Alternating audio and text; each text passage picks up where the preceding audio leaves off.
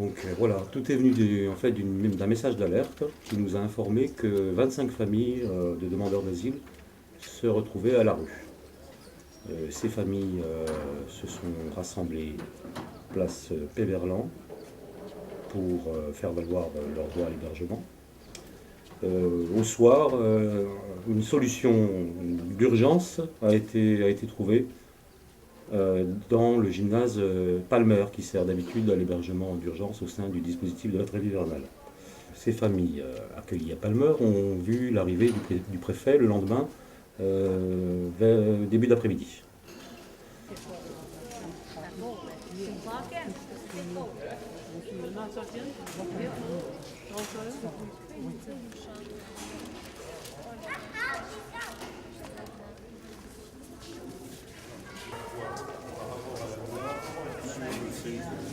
Par rapport à la réglementation,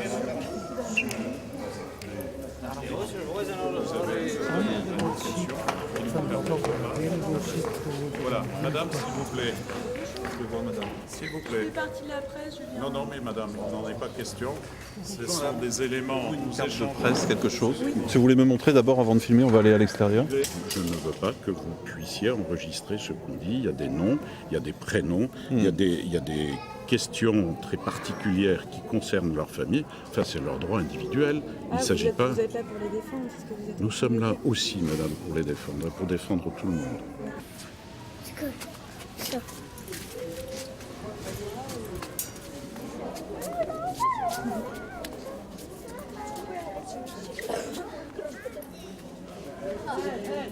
Monsieur Weigel, vous n'aviez pas besoin de nous pousser physiquement.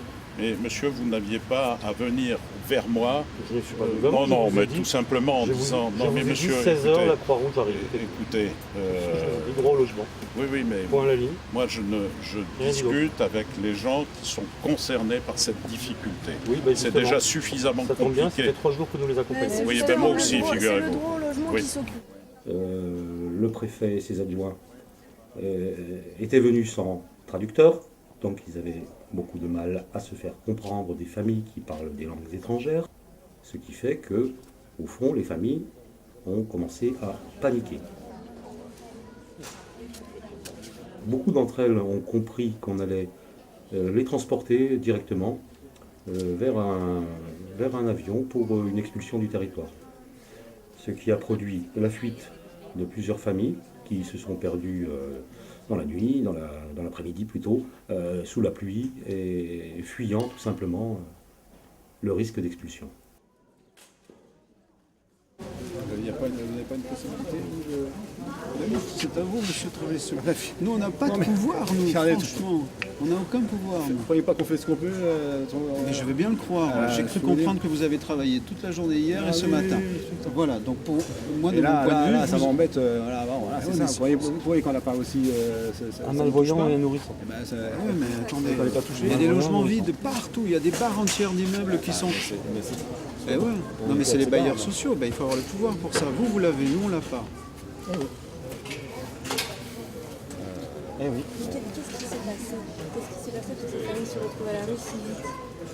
Justement, je voudrais bien savoir pourquoi d'un seul coup on a eu une arrivée massive comme ça. C'est pas une arrivée, ils étaient logés. Ils étaient logés. Mais bien sûr. Oui, ils étaient logés. Et Donc ceux-là, ils sont déboutés. Ils sont tous déboutés. Enfin, pas tous, pas tous. Non, loin de là. Il y a beaucoup de statuts conventionnels parmi eux. Beaucoup, 15 au moins. 15 familles, au départ.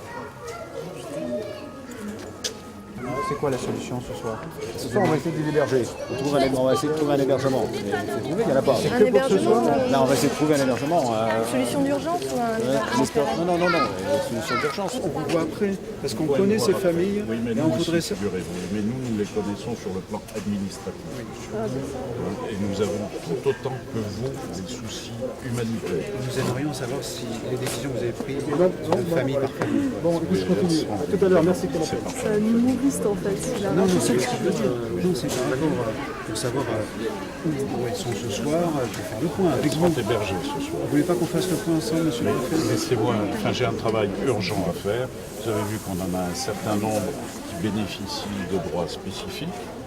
Qui bénéficient de droits spécifiques faut qu'elles puissent en bénéficier effectivement.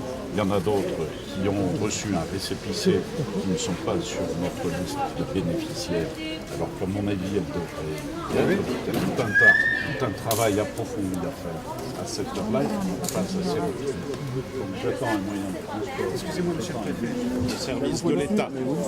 Ça, franchement, on est C'est notre service, c'est le service de l'État. Et nous faisons, croyez-moi, très bien. plus que ce que nous devrions faire.